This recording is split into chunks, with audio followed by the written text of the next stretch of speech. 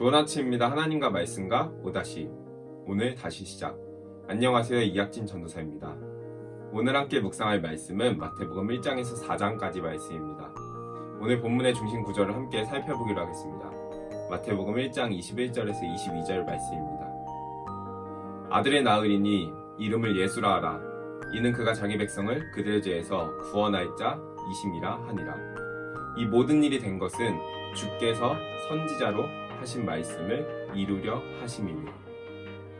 드디어 구약을 마치고 신약에 들어왔습니다. 신약은 마태, 마가, 누가, 요한이라는 4개의 복음서로 시작합니다. 4개의 복음서는 각기 다양한 특징과 관점을 가지고 복음을 능력 있게 진술하고 있습니다. 오늘은 그 첫 번째 책인 마태복음에 대해서 살펴보기로 하겠습니다. 마태복음의 저자는 예수님의 제자 마태입니다. 그는 갈릴리 유대인 출신으로 세리, 요즘 말로 하면 세금 공무원이었습니다. 당시 세리는 유대를 집권하던 로마가 부과한 세금보다 더 과중한 세금을 서민들에게 징수하고 그 차액을 횡령하는 부패한 집단이었습니다. 유대 사회에서 혐오와 경멸의 대명사인 세리 마태가 하나님의 은혜로 회심을 하고 복음서를 기록하였고 그것이 우리에게까지 전달되었습니다. 마태복음은 기원 후 60년대 중후반경에 기록된 것으로 추측됩니다. 당시 초대교회는 박해로부터 흩어져 여러 지역에 교회를 세웠고 그 지역의 이방인들이 교회 안으로 들어오기 시작하면서 교회 공동체 안에 긴장과 갈등이 조성된 상황이었습니다. 이에 마태는 유대인들이 하나님의 백성으로 누려온 특권이 사라진 현실에 대한 답을 주어야 했고 구약 성경에 기반한 옛 언약의 신앙을 종합적으로 성취하는 것이 그리스도이시라는 것을 가르치기 위해 마태복음을 기록한 것으로 보입니다. 마태복음은 총 28장으로 구성되어 있습니다. 이는 7개의 이야기와 5개의 설교로 교차적으로 배치되는 정교한 구조를 가지고 있습니다. 모든 구조가 수미상관으로 이루어진 가운데 마태복음 13장의 천국 비유 설교가 그 정점에 위치하고 있습니다. 또한 마태복음은 이때부터 예수께서 뭐뭐를 시작하셨다 라는 문장을 중심으로 나누어 볼 수도 있습니다. 이 문장이 나올 때마다 새로운 이야기가 전개되는 것을 발견할 수 있습니다. 마태복음은 여러 문학적 특징들을 가지고 있습니다. 가령 사건에 대해서 빠르고 간결하게 기술하고 비슷한 이야기를 한 군데에 모아놓는 특징이 있습니다. 또한 다른 복음서에 비해 용서라는 주제를 강조하는 경향이 있는데 세리라는 직업 출신이기에 죄를 빛이라는 개념을 가지고 설명하는 것도 흥미롭다 할 수 있습니다. 이외에도 여러 가지 특징들이 있는데 마태복음의 가장 중요한 특징 2가지만 자세히 살펴보고자 합니다. 먼저 마태복음은 유대주의적이면서 반유대주의적인 특징을 가지고 있습니다. 마태복음은 유대인을 주 독자라고 생각하고 기술한 흔적이 많습니다. 가령 마태는 유대적인 언어를 사용하고 아브라함으로부터 시작되는 예수님의 족보를 기록하며 예수님과 제자들의 사역 범위를 이스라엘 집에 잃어버린 양으로 한정하는 등의 모습이 보입니다. 마태복음은 이러한 유대주의적인 모습과 동시에 반유대주의적인 것들을 기록합니다. 이스라엘 백성의 믿음 없음과 이방인의 믿음을 대조시키고 이방인에 의해 대체될 것이며 이방인들이 구원의 은혜를 누리게 될 것을 보여줍니다. 마태복음의 2번째 중요한 특징은 구약 말씀의 성취입니다.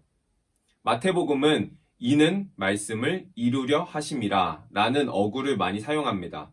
마태복음은 다른 세 복음서에 비해 구약 성경을 많이 인용하며 이 말씀들이 예수님을 통해서 명시적으로 또한 임시적으로 성취된 것을 의도적으로 보여줍니다.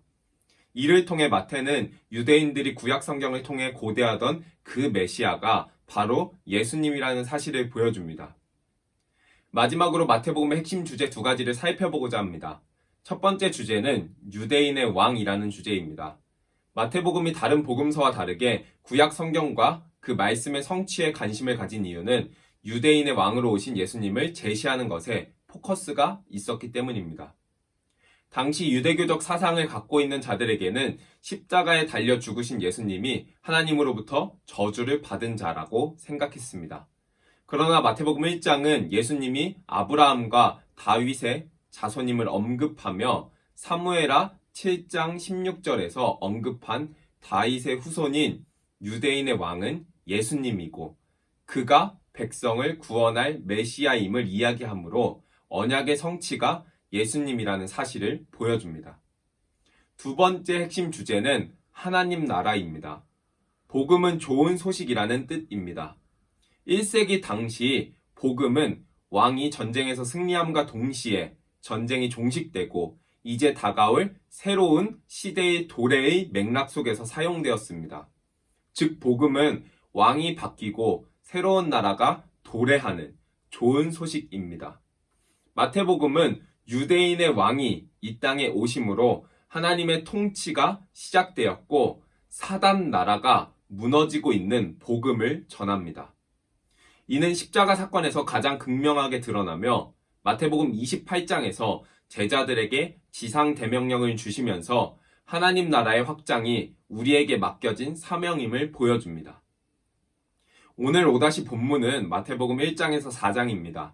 다들 익숙한 본문이니 설명한 배경과 주제의 관점으로 간단하게 설명하며 마무리하도록 하겠습니다. 마태복음 1장은 예수님의 족보와 탄생 사건을 보여줍니다. 이를 통해서 유대인들이 그렇게 기다리던 메시아, 언약의 성취가 바로 예수님임을 보여주며 하나님이 우리와 함께 하심으로 자신의 왕국을 우리에게 선포하시고 그의 백성을 구원하시며 통치하실 것임을 보여줍니다. 이어서 2장은 유대인의 왕 예수님이 나신 것을 세상의 거짓 왕 헤롯이 막으려는 모습을 보여줍니다. 참된 왕을 적대하는 상황 가운데 이방인인 동방 박사들이 예수님을 찾아가 경배 드리는 대조적인 장면 또한 보여줍니다. 2장에서 주목해야 할 점은 헤롯 왕과 세상의 적대적인 행동보다 하나님의 일하심입니다. 세상의 저항 가운데서도 역사의 이면에서 하나님께서는 그분의 지혜와 계획 가운데 말씀을 성취해 가시며 그분의 나라를 세우실 것이라는 사실을 보여줍니다. 이어지는 3장과 4장은 예수님이 메시아로서의 사역을 준비하시고 시작하시는 장면을 보여줍니다. 말라기에서 예언했던 선지자 엘리야인 세례 요한이 광야에서 예수님의 오실 길을 예비하고 있었고 예수님께서 세례와 시험을 받으시며 하나님의 사랑하는 아들로서 메시아로서 준비하십니다. 그리고 세례 요한이 잡히자 4장 17절부터 사역을 시작하십니다. 구조를 설명하는 부분에서 이야기했던 전환구인 이때부터 예수께서 회개하라 천국이 가까이 왔느니라 라고 선포하시며 사역을 시작하시는 새로운 전환점을 발견할 수 있습니다. 자신의 사역과 더불어 천국의 도래를 선언하시면서 하나님이 통치하시는 하나님 나라 가운데 그의 백성을 초대하십니다. 그 초대에 제자들이 그를 따르며 갈릴리에서 말씀을 전파하시고 모든 병과 악한 것을 고치시며 그 나라의 왕의 통치와 능력을 보이시는 장면과 수많은 무리가 그를 따르는 장면으로 마무리됩니다. 사랑하는 기쁨 가족 성도 여러분, 말라기가 끝나고 400여 년의 시간을 지나 마침내 고대하던 메시아가 말씀의 성취인 예수님께서 이 땅에 왕으로 오셨습니다. 그가 하나님의 나라가 도래했다 말씀하시며 그의 나라를 세우시고 죄의 노예였던 자들을 구원하사 그의 백성 삼으신다고 말씀하십니다. 그가 복음을 선포하십니다. 함께 복음의 이야기를 읽어가시면서 기쁜 소식이 우리를 사로잡고 하나님 나라에 대한 소망으로 가득 차는 시간들 되시길 간절히 소망합니다.